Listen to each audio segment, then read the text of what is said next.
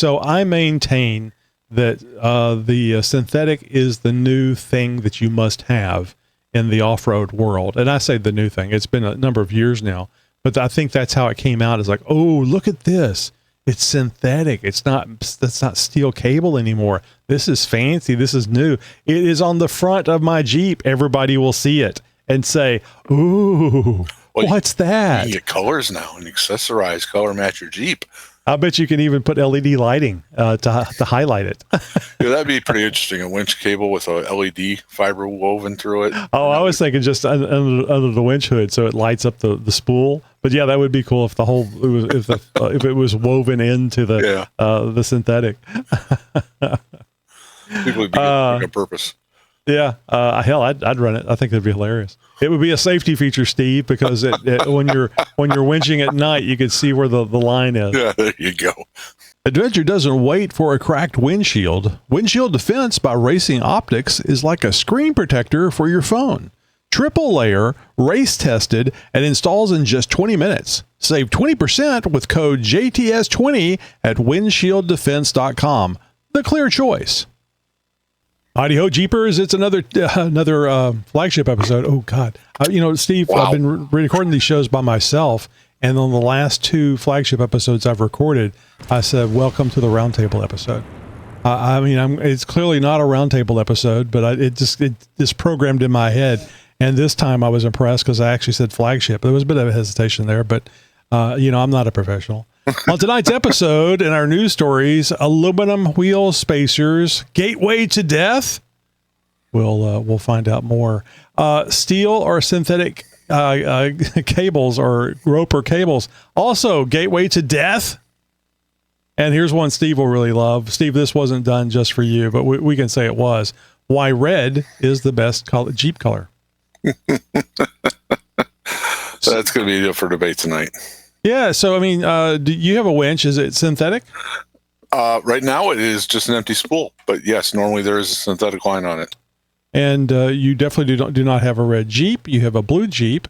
And have you ever done wheel spacers? No, but my son has them on his 1990 YJ, which was an experience in itself for me. Yeah, have some interesting information for our listeners coming up here very shortly.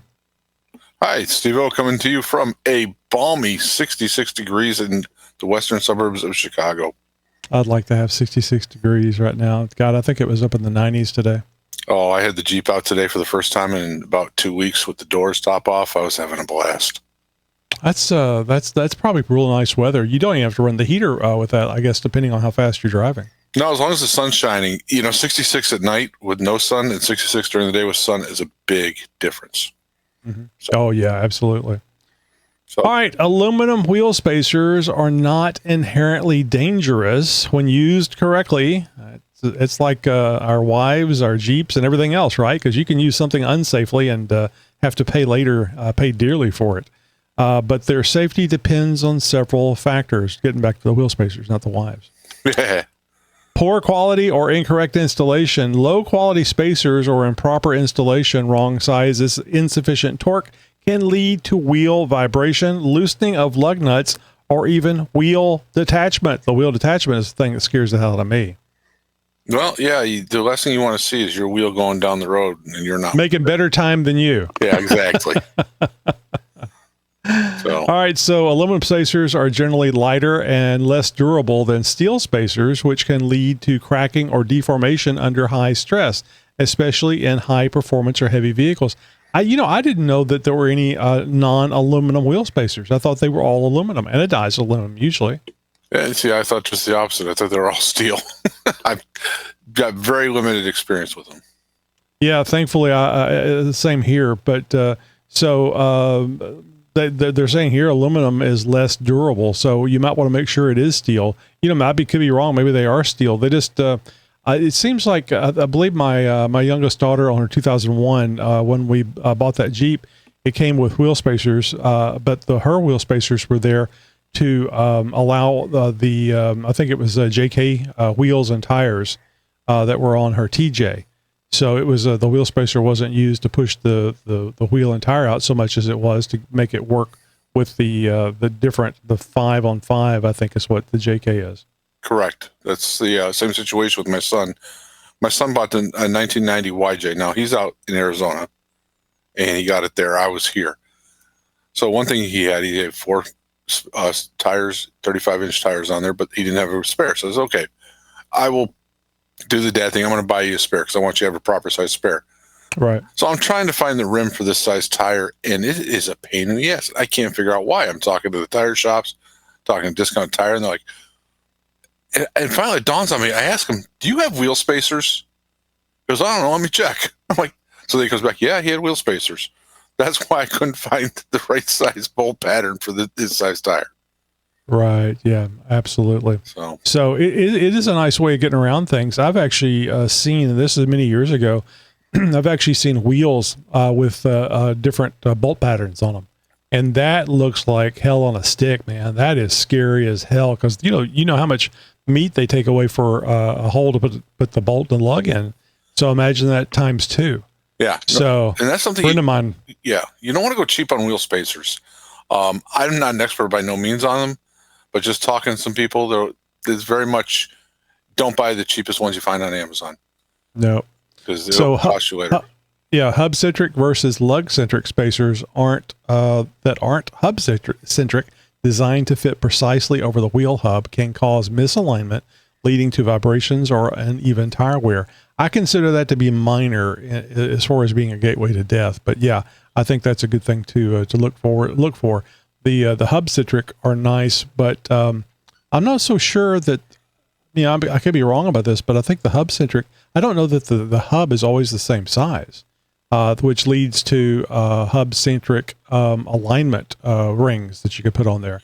Well, it's not like the Jeeps don't have enough issues with the steering, with the whole death vibrations. Wobble. You want to add this onto your, go ahead. You can be my guest. What's causing the vibration? Yeah. So spacers push wheels outward, increasing stress on wheel bearings. This is the big deal to me too, other than just losing the wheel while you're going down the road. Hell, it's even bad if you come to a dead stop and all of a sudden the tire or the wheel disconnects and all your lug nuts are messed up and everything else. I mean, base case scenario, you're still dead in the water. Do you think it has any impact on a Dana 30 versus a Dana 44? What do you mean? As far as stress? Oh, I think it's about the same. The Dana 44 is a lot like a Dana 30. I mean, you still have the wheel bearing hub assemblies. Yeah. And I should mention, and I believe this is true. It doesn't matter if you're pushing the wheel out with a spacer or with the offset. If you get more weight away from the center line of your hub, it's going to put more stress on it. Side to side or up and down torque. Yeah. So and those wheel bearing those wheel spacers, not wheel spacers, the wheel bearing hub assemblies really aren't designed to be used with large tires and wheels. I mean, I suspect that if you have a 44 or a 30 and you're running 35s or 37s on it, you're going to be going through some wheel bearing hub assemblies probably more often than what you're used to. They're pretty easy to change, except like when you're in your environment, Steve, where they get welded to the knuckle. So interestingly enough, the night before leaving for EJS, my buddy Dan, guess what we were doing? Changing a wheel hub assembly. 2 of them. Boy, yeah, better there than at Moab. I mean, at least that's. Was it wobbly on him? I mean, how bad was it? Yeah, he was getting a little clicking noise out of him.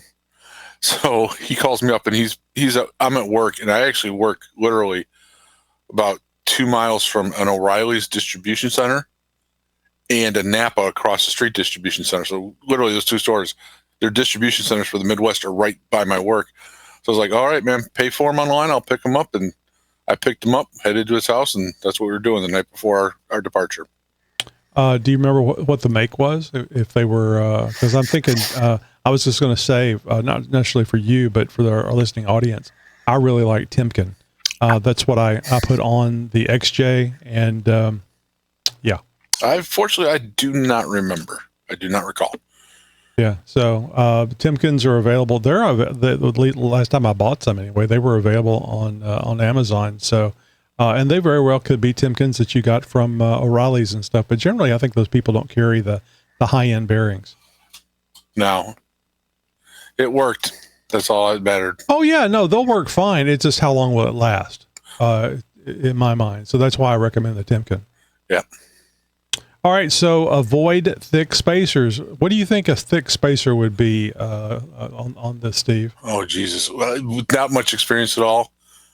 I think the ones my son have are about a 1/2 inch, but don't quote me on that. That's good. You know, some people go with, of course, I'm just going by my memory. I think some people go up to an inch or more on these things, depending on how much the stance that they want, you know, because it does look pretty cool when the wheels stick out. Yeah, this is the same guy's putting 22s with rubber bands as well. So yeah, this says avoid thick spacers greater than 3/4 of an inch.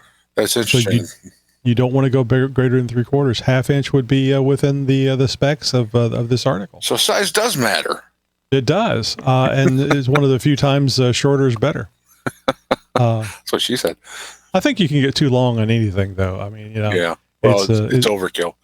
It's like trying to go to the bathroom first thing in the morning. That doorway's not big enough. Oh, geez. So 3/4 inch, or using them on vehicles under extreme conditions, racing, off-road, unless specifically designed for such purposes. So wheel spacers are not recommended for off-road use. Well, it's interesting. Like I said, my son does with his, does okay, but the same thing, that YJ doesn't go over 45 miles on the highway. It's a little 2.5. Mm-hmm. So, yeah, well, definitely not racing, but Yep. keep that in mind. So I think there are always alternative things that you can do that you do not have to use wheel spacers. Wheel spacers might help you out to make use of that great wheel and tire combo that you bought and you want to put on your Jeep. yeah, in his situation, it's what he inherited. I wasn't about to buy him all new rims. He's a poor college kid, so it was made do with what he had. So I found a complete set of, I want to say they were Canyon wheels, but don't quote me. We had a 99 XJ that I bought for $2,400, got it for my wife to drive. It came with the steel wheels. It was very inexpensive XJ. And I think I spent $100 and got the factory Canyon wheels, in a set of 5. Oh. So I don't know how popular they are for sale, like on Facebook Marketplace and stuff. Nowadays, I got it on Craigslist. But there's always a possibility that you can get for a 5 set of wheels for next to nothing, and then bolt it directly on and do away with those spacers. And maybe you can even sell those spacers on and wheels on on Facebook Marketplace. So to be perfectly transparent, I actually had to buy a cheap spacer as well, because another thing I bought him was a guy up here had a YJ bumper with swing out tire carrier. Well, that's awesome. So I brought it down to him, right? And of course, now the spare won't fit. I had to buy a spacer just for the stupid swing out tire carrier. Well, I'm sure that spacer is not going to cause any problems as long as it's torqued on. And that one, I went cheap. I'm like, and I don't think it says here, but I would recommend blue Loctite on wheel spacers, not where you put your wheel mount to it, but where the spacer mounts to the wheel of the hub. Jeep. Yeah, the hub. Yeah, I would agree with that. It's sketchy to me. Just my person, I would never do it. Yeah, right. I won't say I would never do it, but it would be the last thing I'd want to do. Yeah. So aluminum wheel spacers are safe if high quality and properly installed, used within their design limits. For critical applications, steel spacers may be more durable. Always consult a professional and check local regulations. If you're considering spacers for a specific vehicle or use case, let us know for more tailored advice. And consider this: if you're going to use wheel spacers and you think you're going to roll into Discount Tire and they're going to do your rotation, no, they won't touch it. Not a bad policy, I think. They don't do bead locks either, I don't think. Oh, and I did forget to mention legal and warranty issues. In some regions, wheel spacers may not comply with vehicle regulations, and their use could void warranties or fail inspections. They're going to avoid your transmission over wheel spacers. They'll do that anyway. Yeah. They're always trying to find some reason not to warranty. Oh, your paint's going bad. Well, I can't warranty that because of the lift. All right, so I don't know how much of a thing this is. I usually use it to start some shit on the show, but it's almost like the 40 cal versus 9mm bullet size discussion. 40 all the way. People have their religious beliefs, and they will defend them. So this is kind of the same thing. I am a big believer in steel cable on the winch and not synthetic. And I think the first thing that most synthetic religious people do is point out that a steel cable will cut you clean in half. And if it's the proper angle, it will separate it will cut the planet in half, and then we're all dead. No, for me, it's about the weather. Up here in the Chicago area, steel has a problem with this thing. It's white, it's granular, and they dump it all over the frickin' roads at the hint of snow. Salt is brutal on steel cable line up here. I know so many guys that, well, let's face it, if you don't have it covered, even if you do have it covered, it's coming up from underneath, right? Right. So you're getting it from both sides, and they just don't last. Well, it's interesting too, because that's kind of one of the problems I have with synthetic is I don't think it lasts. I think that it's more expensive and it's very picky. So let's look at some pros and cons here. Steel cable pros: durability, more resistant to abrasion from mud, rocks, or sand, making it ideal for rugged terrains like rocky trails or heavy mud. Steel can handle being dragged over harsh surfaces without fraying. It's very low maintenance. Doesn't require it doesn't degrade from UV exposure or require frequent cleaning, unlike synthetic rope. Only needs occasional rust prevention, WD-40, for example. That's funny. I would be surprised using WD-40, although it is water displacement, so maybe it is a good thing to put on there. Yeah. The cost, generally cheaper than synthetic rope. For a 9,000-pound winch, steel cable is a budget-friendly option, which I think is amazing. Steel is just so nice, and it being cheaper than synthetic is also nice. Reliability and freezing conditions, less affected by weather absorption of freezing, which can lead to issues with synthetic rope or cold climates. Any problems with any of these yet, Steve? Nah, I'm not sure about the whole WD-40 is going to prevent the rusting. Well, if it gets rid of the water, although I think you'd have to be putting it on there quite often. Well, yeah, it's not going to be a one-time thing. It's going to need as much maintenance as anything else, right? If you want to keep it that way. My biggest issue with steel is it's synthetic. Okay, they both have their cons, but steel, if it gets rusted in there, it's going to be rusted to itself. Synthetic, you're still going to be able to get it off the spool and replace it without a problem. Right. Steel, you're going to have to work at it to get it off. Well, let's talk about the cons. You mentioned a con.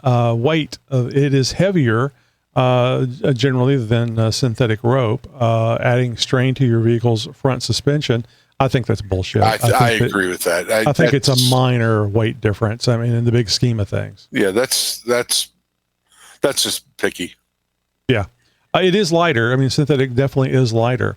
But when somebody uses that as that makes their Jeep more nimble, bullshit. I mean, we're not talking about that much of weight difference. I mean, there may be, let's say it's 50 pounds. That's like someone with bottom skid plates saying, "Oh, you're getting better aerodynamics under there."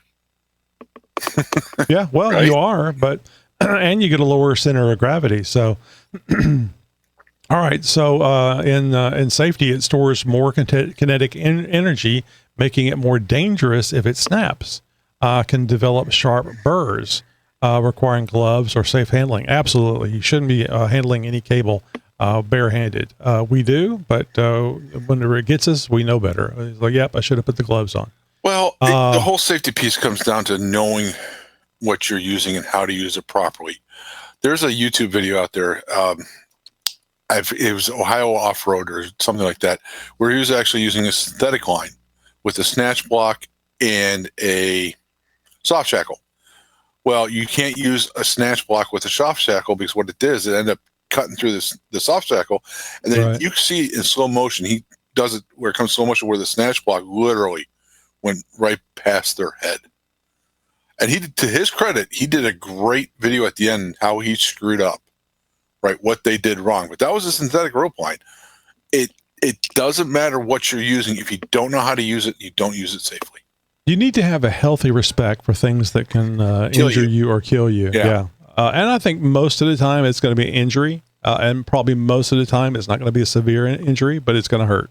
And it's going to hurt for a while. You know, the initial hurt, at least this has been my experience so far, the initial hurt's not so bad. It's the days and weeks later whenever you're moving around or doing something and it just hurts so bad. Well, then there's the fact that most of what you do now is on video, and you will never live it down. Oh, it's AI. It wasn't me. Yeah. All right, so handling it is stiffer and prone to kinking. It is harder to spool neatly, which can reduce winch efficiency. So strength for a 9,000-pound winch, 5/16 inch steel cable has a breaking strength of 9,800 pounds, slightly above the winch's capacity, but lower than synthetic options. All right, so let's get into the synthetic options. One pro has we just mentioned in the steel's con. The strength, typically stronger than steel for the same diameter for a 9,000-pound winch, 5/16 inch steel rope, has a breaking strength of 12,000 pounds, and 3/8 can reach 20,000 pounds, offering a higher safety margin. And you know, if you go to start yanking on these things, which you're not supposed to do, actually start yanking like a one of those bubble cords, or kinetic or elastic rope. You start doing that with the synthetic or the cable, it ain't good. That's not what the winch is. Yeah, that's not what the winch is designed for. The winch is like designed for a constant pull. If you want a bungee cord somebody, you need to get the elastic rope out. Yeah, because think about what that's doing is it's pulling on the drum of the winch, and you're gonna screw that winch up hardcore. Forget the rope. And the bolts generally aren't that much bigger than the holes that are holding it to the bumper. That is true. So you could even potentially pop a bolt through one of those holes, depending on how the bumper's built. Bust a nut. Yep. So weight, up to 85% lighter than steel, reducing vehicle weight. This is ideal for weight-conscious builds or frequent handling. I still don't buy that. So I maintain that the synthetic is the new thing that you must have in the off-road world. And I say the new thing. It's been a number of years now. But I think that's how it came out. It's like, oh, look at this. It's synthetic. That's not steel cable anymore. This is fancy. This is new. It is on the front of my Jeep. Everybody will see it and say, ooh, what's that? You can get colors now and accessorize, color match your Jeep. I bet you can even put LED lighting to highlight it. Yeah, that'd be pretty interesting. A winch cable with a LED fiber woven through it. Oh, I was thinking just under the winch hood, so it lights up the spool. But yeah, that would be cool if the whole if it was woven into the synthetic. People would be good on purpose. Yeah, hell, I'd run it. I think that'd be hilarious. It would be a safety feature, Steve, because when you're winching at night, you could see where the line is. Yeah, there you go. But it would have to stay lit. Both halves would have to stay lit when it snapped. You need to be able to find the other piece. That is a neat thing, and I don't know if it covers it here, but you can, when you do snap a synthetic line, you can weave it back together. You can and maintain the strength. You ain't doing that with cable. You ain't welding it together either. It's post or it's just shorter. Yeah. Yeah. All right. For the safety concerns or the safety aspects of this, it stores less kinetic energy, so it's less likely to cause injury or damage if it breaks. Again, Steve's story tells you there's always caveats to that. I mean, the dumbass is the dumbass, and when you have a big case of it, be careful. Or if somebody around you has the case of the dumbasses, get the hell away from them. Yeah, correct. It doesn't develop burrs, handling it, making it safer to handle without gloves. But it sounds like they recommend gloves anyway. I think protecting the fingers is a good idea, no matter what you're doing. Well, you're going to get rope burn. You're going to get what they call slivers when it's a piece of metal. If it's a steel, just have the gloves. Yeah. Should be part of any good heavy duty leather gloves. Should be part of your kit. Right. Ease of use, more flexible, easier to spool, and can be repaired in the field. Oh, it did cover it. Can be repaired in the field with braiding techniques if it snaps. I don't know that you can do it without a kit. It seems like to me there's a braiding kit that you can get for next to nothing, and then you can use that braiding kit. There's something to it. It isn't just tie a knot in it and. You're not gonna go out there and here's the kit, here's the instructions. This is something takes a little practice to do. Yes, it's not. Oh, you're gonna take 5 days to practice this. You're gonna spend some time learning it, but once you learn it, it's not that bad. Something you're probably doing at home. Although I guess if you're off road for a week or 2 weeks, you could do it while you're back in camp. Yeah, pretty much. All right, floating. Useful in water or mud recoveries as it floats, unlike steel. Yeah, the problem is the hook at the bottom, at the end doesn't. That sinks. All right, so let's get into the cons. Yes, there are cons for synthetic rope. Durability, more susceptible to abrasion. Pointy rocks and sticks, as I like to say. UV damage, that's the sun. So this is great if you're only out at night. And heat. So yeah, of course it's a synthetic and it's going to be likely to be melted depending on what it goes over.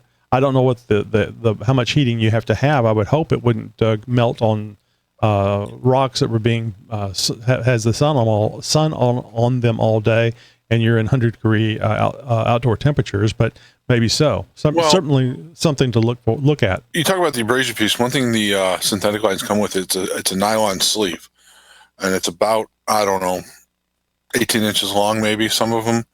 Right. It velcros around. So if you're dragging over a rock, you put the sleeve right at that point on the rock, and it'll run through it and help protect it. Right. But again, you have to know. I would assume that sleeve goes on the end whenever you're all spooled up. So I guess even the end of the synthetic cable would be protected from the UV from the sun that way too. It does. It just gets real thick, harder to spool when it gets. Right. It doesn't like going through the fair lead very easily. But that's typically how I do mine. Mm-hmm. All right, maintenance needs regular cleaning to remove dirt or sand, and that weakens the fibers, especially after muddy or sandy recoveries. I would imagine that the sand and the mud gets inside the fibers and acts as an abrasive. So long story short is because in Illinois we're required to have front license plates. So I got the flip-up holder that I damaged out at EJS going up a rock face. So I bought a new one. But it mounted through the fair lead, so I actually had to take the winch cable out so I could rerun it through the fair lead because the way this mounts. And goddamn, I haven't used my winch. I have not had to winch out in 3 years, and I periodically clean it. But after Moab this year, just sitting on the spool, the thing was filthy. Yeah, just all the dust and stuff. Moab. Yeah. So that's why it's currently not on yet, because I took it off to get the new fair lead and the new license plate holder on, and I'm like, shit, now I got to clean this thing. So it's sitting in the garage, kind of loosely coiled, and I'll get to that when I get to it.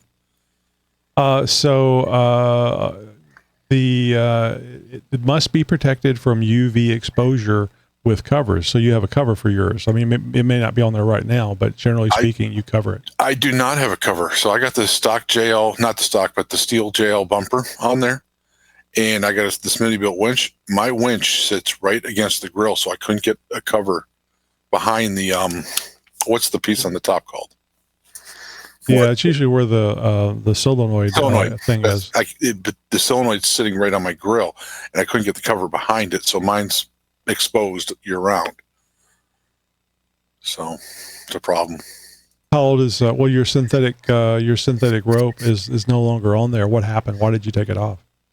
Well, because I was trying to put the new license plate bracket on with the fair lead, and I just okay. So it's not you're not replacing it. You just have it off for now. I just need to clean it and let it dry. This one thing, whenever I do clean it, it's kind of funny because I got the Jeep in the driveway with this cable going from the tree to the flag mount on the house to this tree. So there's this black cable strung all over the front yard, and people are just kind of shaking their head as they walk by, I guess. I don't know. Well, they're jealous of your Jeep, and they'll find reasons why it's to say you're crazy so they can feel better about not owning a Jeep. Exactly. All right, so yep, you got to protect it from the UV, and the sun's out there several hours a day, so not something you have to worry about with steel, of course. Cost more expensive than steel cable, potentially adding $100 to $200 to the cost for a 9,000-pound winch setup. I know that the winches are more expensive with a synthetic line, but people are willing to pay for it for the safety and gee whiz factor. Water absorption can hold water, adding weight or freezing in cold conditions. This is another reason why you should have a hood over it to keep the water from soaking up being soaked up into the rope. I had that my first winter with the Jeep. Someone was stuck in a ditch, and I came up and I'm like, oh, hey, I'm going to winch him out. And yeah, no, that thing was a solid block of ice. It wasn't world's longest popsicle. I couldn't even get it to move an inch. Yeah. It's like the LED lights that people have to have, the headlights, they have to have the heaters built into them because they're not hot enough to melt the ice and snow. Now your synthetic winches need to have a heater built into it. Well, if I had the cover, the problem was it's just the snow built on it. We'd gotten a pretty good snowfall, and I never cleared it off. And then it went through a kind of a thaw in the garage cycle where it penetrated down into the line, and then the next day out, it's Chicago, could be -4, and yeah, that's a shame to have a winch and not be able to use it. And whenever it's frozen outside, that would be one of the times that you want to use it, especially if it was you that was in the ditch. Yeah, no kidding. And normally I have the, if I was off-road, I'd have my regular kit with, my toe strap and everything else. But this was I was driving down the road, I was going to help this guy out, and I couldn't. Yeah. Well, I mean, if that's the other thing, you can't I don't think you can just have a winch. You need a set of straps. You need a tree saver. You need a toe strap, and then I highly recommend an elastic strap, a bungee type. It's not bungee, but that people understand what a bungee does. But like a Bubba rope, or there's several companies out there that make those. What's that? Yankum ropes. Yeah. I have the Yankum, and so haven't used it, but that's one of the things is that. Unless you won't need it if you have it. I think it's the way it works. I still got my 5-inch wide toe strap from my 98 XJ. Yeah, that's the other thing. They don't really go bad. I mean, they don't. You can tear them up during use, but if you do it right, they'll last forever. Yep. All right. So choose steel cable if you frequently wheel in abrasive environments, rock, sand, mud. Where the cable will be dragged over rough surfaces. Where would you wheel that isn't rock, sand, or mud, Steve? Trying to think. I guess it could be swampy like Florida or something. Yeah, maybe in the Arctic. Yeah. So they say here in this article, choose steel cable if it's rock, sand, or mud. If you want low maintenance, budget-friendly option and don't mind the extra weight, I don't. Then this is also the steel cable is a good choice. Well, one thing it doesn't talk about is the different types of fairleads, right?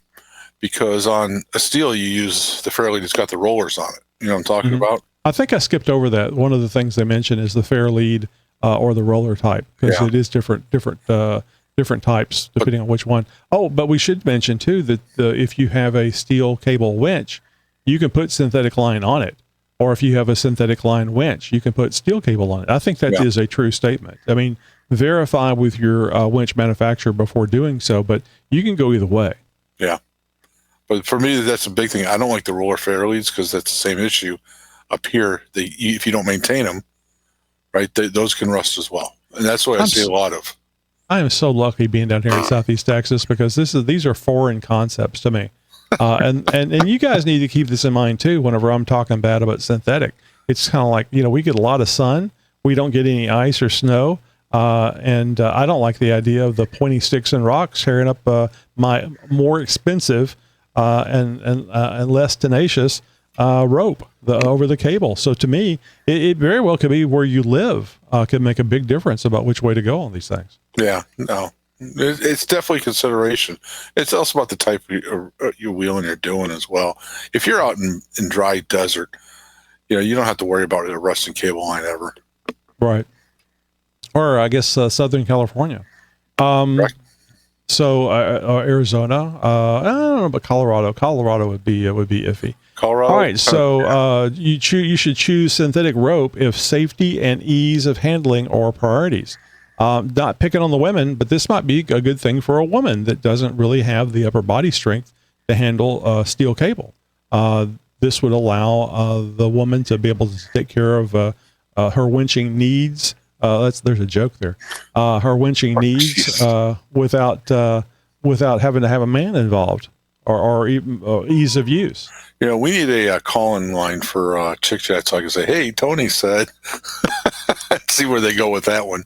Yeah, I don't think anybody would disagree here. I mean, I think people get triggered whenever you say "good for women." Oh, what do you mean? Women can do anything. Blah blah blah blah. Okay, so it's lighter and easy to handle. It doesn't kink up. What do you think?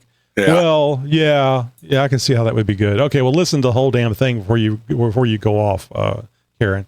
All right, so you can reduce the weight on your vehicle. Again, if that's something that's important to you, it's not important to me. It would make the winch easier to install because you could lift it up and put it on the bumper. But once it's there, your Jeep doesn't give a rat's ass. Nope. 50 pounds.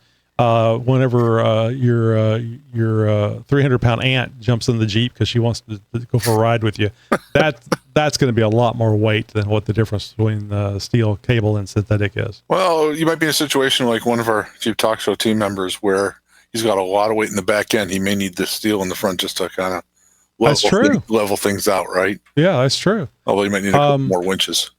Yep. So if you're willing to maintain the rope cleaning after use using UV covers and invest in a Hawes Fairlead, there you go, required for synthetic to avoid damage from roller Fairleads, then synthetic might be a good thing for you. Yep. So the verdict on this, Steve, see if you agree with this. Synthetic rope is generally better for most off-roaders due to its strength, lighter weight, and safety advantages, making it ideal for recreational use with a 9,000-pound winch. However, a steel cable is preferred for abrasive terrains or if you prioritize low maintenance and cost over weight and handling. That's me. I don't want to mess with it. I don't want to be out there babysitting my winch and everything else. I mean, I do want it to work whenever I go to use it, but that's one of the reasons why I get a Warren or a Super Winch, because I think they work better, more consistently. And see, I'm just the opposite. The reason why I got synthetic is because I didn't want to have to deal with maintaining it in the winter, right? With making sure it doesn't rust and all that stuff. So to me, it's environment. That is why I chose it. Perfectly reasonable for the area that you live in. And that's another consideration that people should have. Yep. Agreed. Hey, Jeepers, Tony here from the Jeep Talk Show. You know how you protect your phone screen with a protector? Now you can do the same thing for your Jeep, Bronco, Ineos, or G-Wagon. Windshield Defense by Racing Optics is a triple-layered, race-tested solution that installs in under 20 minutes, right at home or with your local installer. Made in the USA and trusted for over 25 years, it keeps your view crystal clear and your windshield safe from rock, debris, or whatever the trail throws your way. Don't let a rock end your ride. Protect your windshield, protect your story, and keep the adventure rolling. And now save 20% with code JTS20 at windshieldefense.com. That's windshieldefense.com, promo code JTS20. Born from racing. All right, let's get to this. I know Steve is going to agree with this because he is wearing a red shirt tonight. Only to contrast the blue Jeep in the background. Yeah, it does. Red does stand out very well. So the idea that red is the best Jeep color is subjective. Boo! It's very subjective. It's facts. But there are compelling reasons why red stands out as a top choice for Jeep enthusiasts, backed by practical, cultural, and aesthetic factors. Here's a concise breakdown. Aesthetic appeal and iconic status. Let me repeat that again for you, Steve. Aesthetic appeal and iconic status. Now, I don't know what aesthetic means, but it sounds good. Well, there's some, iconic. Yeah, Jerry Lewis was iconic, right? Yeah. Some of the other guys. Red Fox. That's just happened. Yeah. Roll off the tongue. Yeah, there you go. Red West. I don't know if you remember Red West. No, I don't. He's an actor. He was he was more of a B actor. You'd see him a lot in the A-Team as one of the villains. And He was in my favorite show, Black Sheep Squadron. He played the sergeant. You have to know him. I'll bet you I'd recognize the face. I did watch me some Black Sheep. Black Sheep was pretty good. Yeah. All right, so red is also bold and eye-catching. Red is vibrant, attention-grabbing color that enhances the rugged, adventurous look of a Jeep, especially models like the Wrangler or the Gladiator. It stands out on trails, its urban settings, or at car shows. Yeah, I will not lie. There was we went and did a new trail called the Lost World up in the EJS this year. It's a little bit north up in Green River. And we're coming out in a Willys pickup truck in mint condition, like from the 50s, a cherry red. It was beautiful. I'm not going to lie.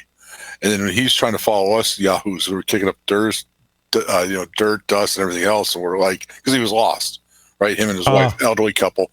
So, because they thought they were heading back towards Moab and they were going the other direction. So they're following us, yahoos, us 6 Jeeps kicking up, and I'm like, man, I don't want to get this thing dirty. It was, oh man, it was neat that we're using it. It was beautiful. All right, so historical connections. Red has been a staple in Jeep's color palette for decades, with iconic shades like Firecracker Red, Flame Red, or Anvil Red, invoking the brand's heritage.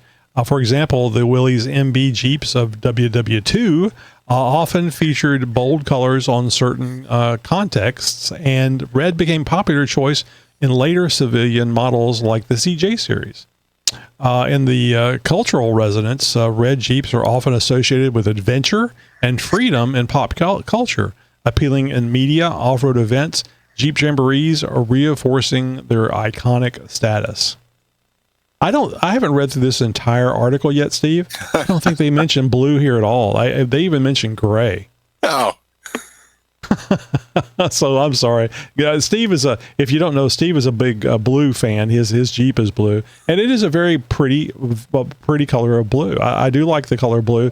It needs to have a little brightness to it, though. I don't like the dingy blue. Yeah. Or even a dark blue can be interesting from the standpoint of when you can't tell if it's blue or black. I find that interesting when people really have to look at it to be able to tell. Well, truth be told, 2020, when I finally decided, okay, that's it, I'm getting my Wrangler. I had 3 requirements: not black, not white, and not gray. And I was looking around, and I would have settled for red. I was more looking for the greens, but the Sarge green wasn't out yet. They hadn't released it.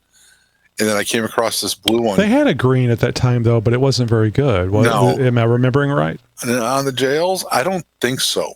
Maybe not, but it seems like there was a green available, but it wasn't like the military green, an OD green, which the Sarge green isn't, but it's close. Mojito was out at the time, but that was it. And then I came across this one. It was the ocean blue, and this one's got the tan interior. So it's kind of like a uniform. It's a good combo. It is very sharp combo, and I just fell in love with it. That was it for me.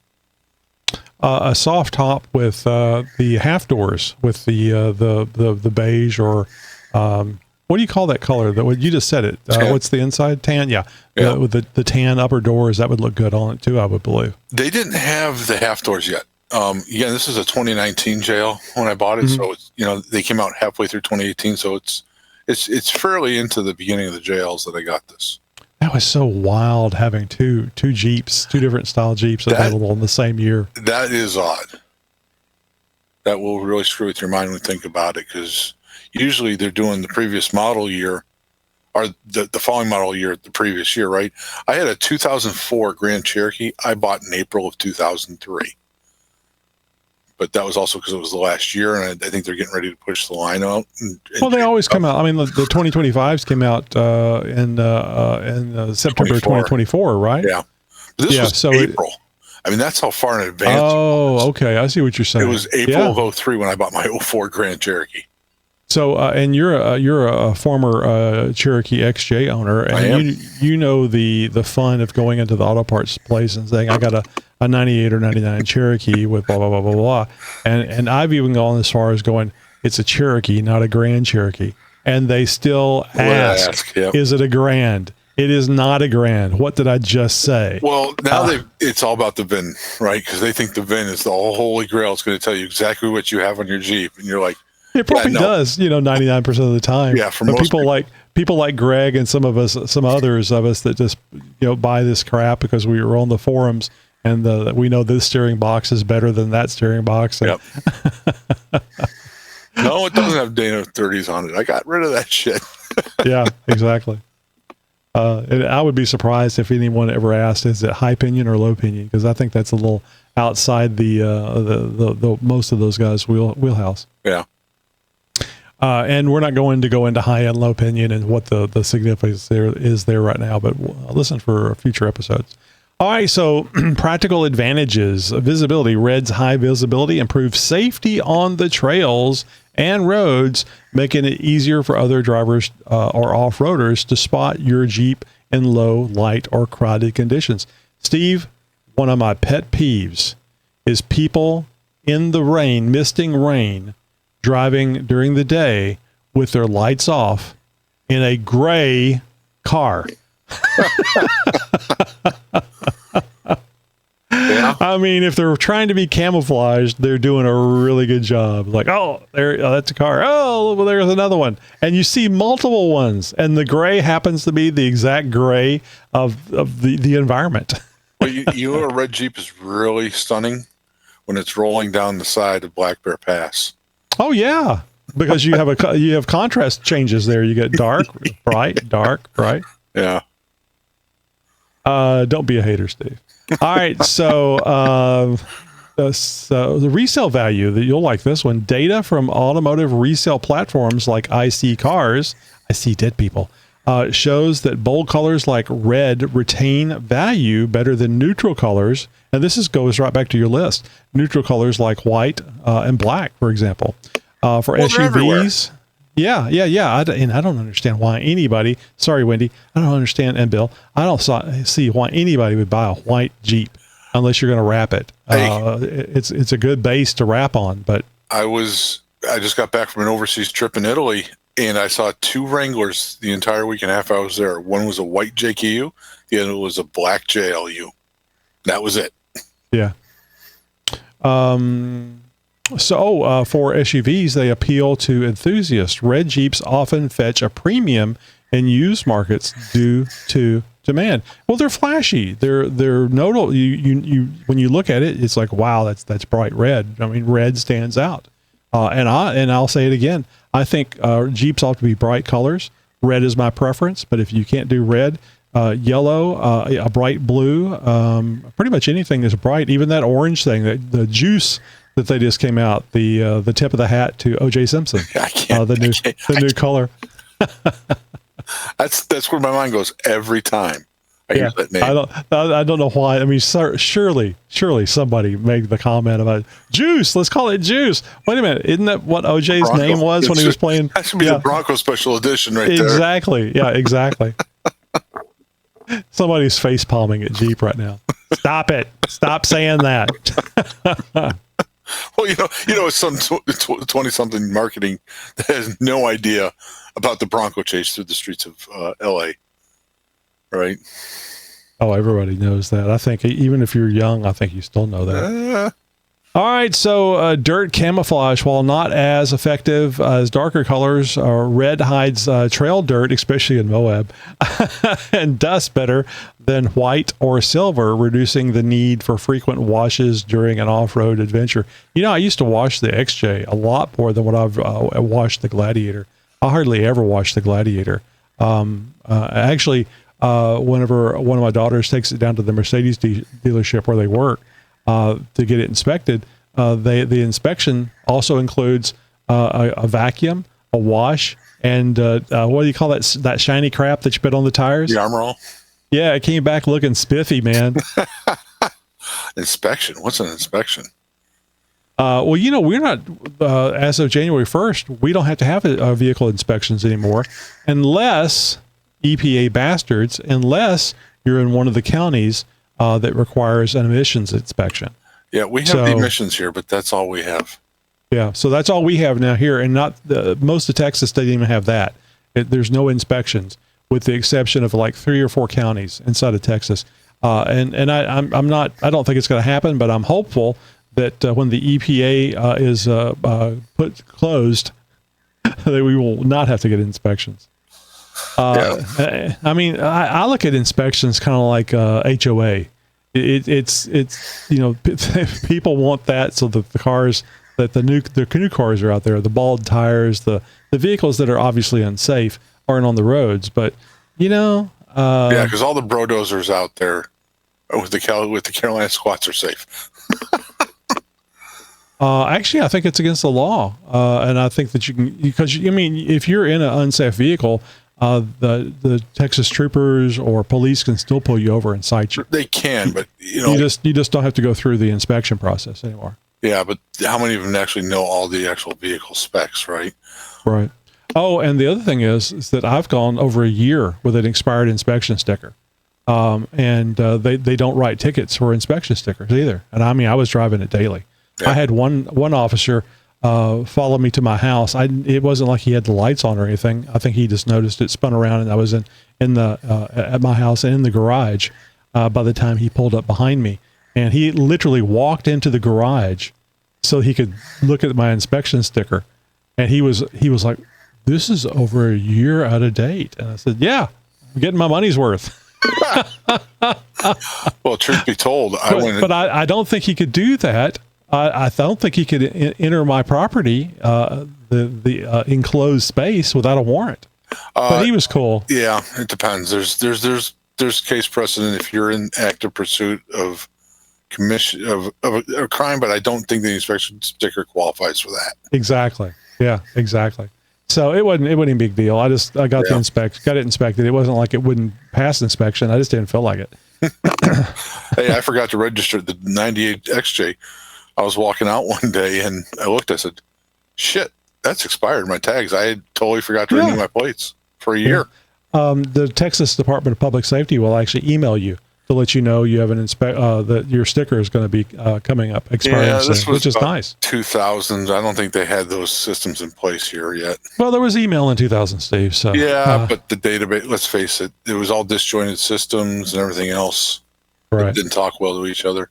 Boy, it's amazing the stuff that Doge found out. Did you hear about that? Where there's all these old computer systems and old ways of doing things, and everybody has a different way of doing it, and they can't communicate between one another. Sounds like government to me. That sounds like any corporation, though. I mean, it's the same thing.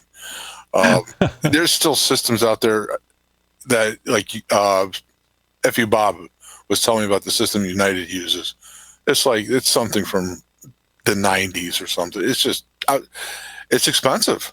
Right? It's expensive to redo it, and it's also potentially costing you millions of dollars if it's done wrong. And if you have a stable system that works, it's one of those things.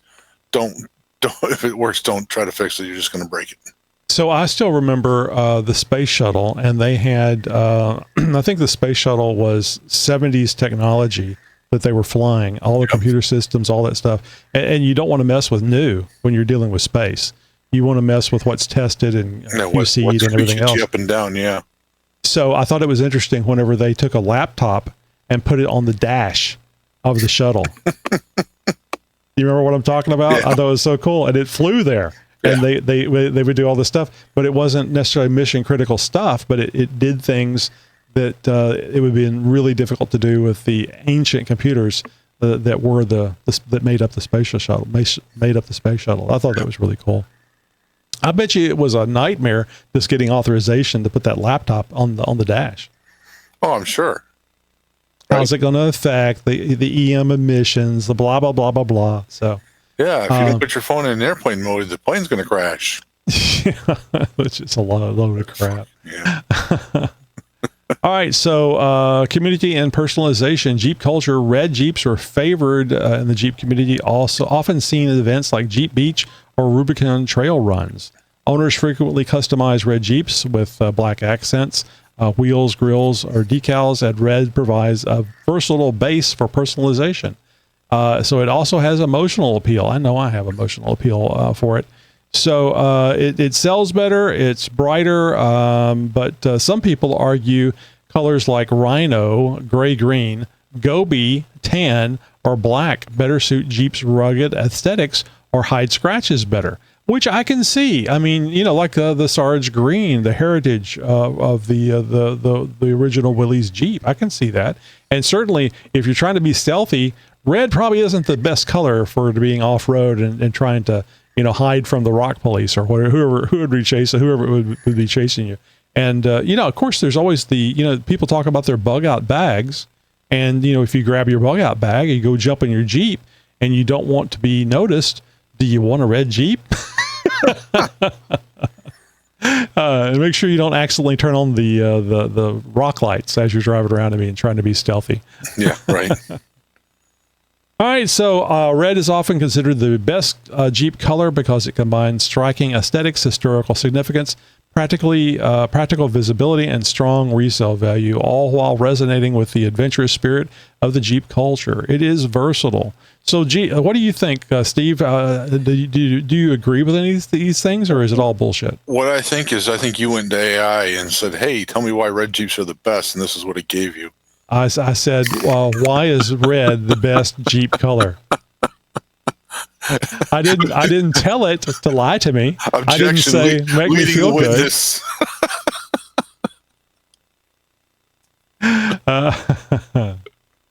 Right? Yeah, teach their own. Buy what you want. A Jeep, to me, for me, the Wrangler, this was my fruits of my labor, right? I had a Cherokee. I had a Grand Cherokee. It was always my goal to get a Wrangler. And this is, the fruit of my labors, right? And get what you want, do with it what you want, and don't let anybody tell you that it's not right, because it's yours. That's right. Except for stupid hang down steps. Please don't do that. Oh, no. I can understand why some people do, and they're popularized. You see them in pictures where that is popularized, and people go, "Oh, I want that." Yep. I'm guilty of the same thing before I got heavy into the Jeep world and understood the significance of why you don't want things to hang up while you're driving off. Let's say the very first Angry Eyes were probably, "Oh, that's really cool," right? Because it was unique.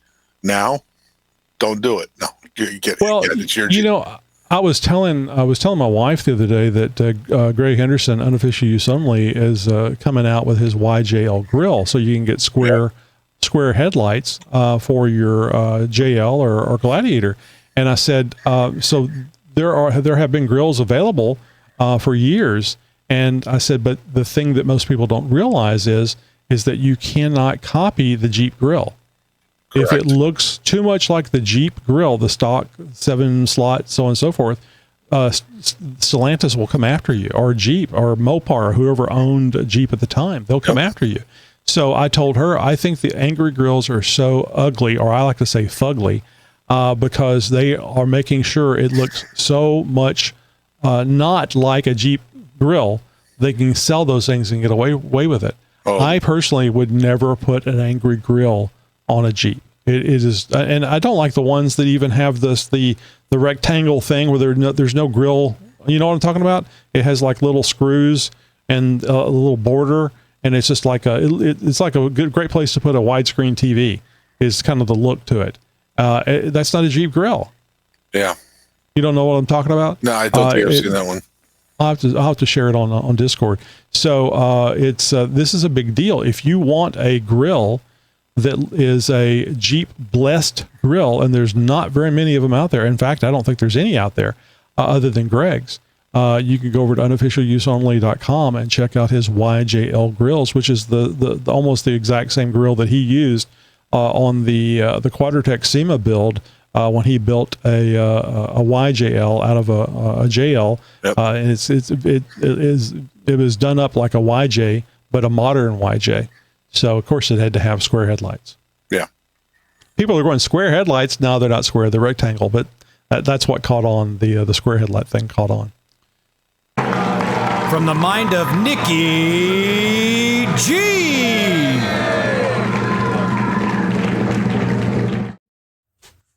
Hey, this is Nikki G. And if you're like me, your wife likes to go to Goodwill and thrift stores and even garage sales and buy other people's junk, because women, they just swap their junk around. But you can get something out of it too. You can just go to a garage sale or Goodwill, whatever, and buy a towel or T-shirts for like $0.25. And then you just tear them up into shop rags. They're awesome. And did you know that towels are the #1 cause of dry skin? Yeah, I know. Bad. Did you know I love going outdoors? Yeah, it's a lot easier than going out windows. Yeah, I know. Bad. All right, boys and girls, I'll catch you later. You have a good one. Bye. For some reason my head hurts. Oh, Nikki G. What are we going to do, Steve? I don't know. It's always something with Nikki G. Have you ever heard his, and lie to me, have you ever heard his 10-minute podcast, 10-minute off-road podcast? I have. I started. Are you lying to me because I told you to? No. I did listen to a couple episodes, and I don't know why I just haven't circled back. It wasn't anything bad with it. I go on a walk every day at lunch, 3-mile walk, and it's just about an hour. So the Jeep Talk Show just pretty much takes that up for me. This is perfect for these kids today with a short attention span, because I think that's Nikki G's tagline on the 10-minute off-road podcast. Well, podcast for people with a short attention span. I bet you have a few Bobs all over it then. So Steve's not going because he's been traveling the world and to Moab and everything else. But the 5th annual Jeep off-road event is coming up on June 6th and 7th. So the 6th is the arrival day, and you can get there whenever the hell you want to get there. But various Jeep people are going to be Jeep Talk Show people are going to be there on the 6th, Friday, and they're all day on the 7th. It's just a little over a week away from now. It's at Hot Springs, Arkansas. So you can head over to xjtalk.com, press look for the press release button up at the top on the phone app. I don't know. Poke around, you'll find it for more information. Look for Rick and Glenn when you get to Hot Springs. Originally, Bill and John Lee were the ones setting this up. They both work for AT&T, and there's some things going on with AT&T where they're not going to be able to attend. So they've passed the baton over to Rick and Glenn, and both great guys, and I think you'll have a lot of fun out there. And they'll head up the trails or find or maybe pick you to head up the trail. Yeah, just be and Steve careful. Was going to go. Yeah. I'm sorry. Go ahead. Just be careful around water and Rick. Make sure Rick goes first and he gets all the way through. And if he tells you to go first, tell him no after you. Did you hear him on the roundtable last night where he was talking about his voltage gauge hasn't worked since he took a dip in the lake? But truthfully, though, if that's the only thing that's not working since his swim with that Jeep, I mean, that thing was fully submerged. He went through a lot of effort to get it back to 100% or 99.9%. And of course, he's been doing a lot of stuff to it. That's a small sacrifice for what happened. Yeah, I mean, he's done a lot of work to that TJ. Oh, yeah, I love TJs. It's neat seeing the TJ roll around like that. Him and Bob both. Yeah. Agreed. All right. So have you heard about this already, Steve? We need a new Josh. Oh, yeah? You haven't heard. Okay, so I've been promoting this. So we need a new Josh. Are you Josh material? Make your own jokes right here. We need someone arrogant enough to stand their ground, opinionated enough to spark lively debates, even when they're wrong, and quick to laugh at my jokes. Because let's face it, keeping up with my humor is a must. But here is the golden rule. Never correct me in public. That certainly means on the show. So if you've got the grit, charisma, and Jeep passion to match, you could be the next Josh to join our crew. Head to xjtalkshow.com/contact and reach out. We'll set up a tryout to see if you got what it takes to roll with the Jeep Talk Show. And of course, the new Josh can be male or female. Josh has a puzzled look on his face. He's checking his driver's license. But you got to pick a lane. You got to be one or the other. I'm just telling you. All right. Too soon, Steve? All right. So did this Jeep Talk Show episode get your engine roaring? Show us some love by dropping a 5-star rating and a blazing review, or go to your go-to podcast platform. It's your way to help us expand the Jeep family. Keep the adventure rolling by hitting follow on social media and joining our newsletter crew for the hottest Jeep updates and unmissable events like the 5th annual Jeep talk show off-road event.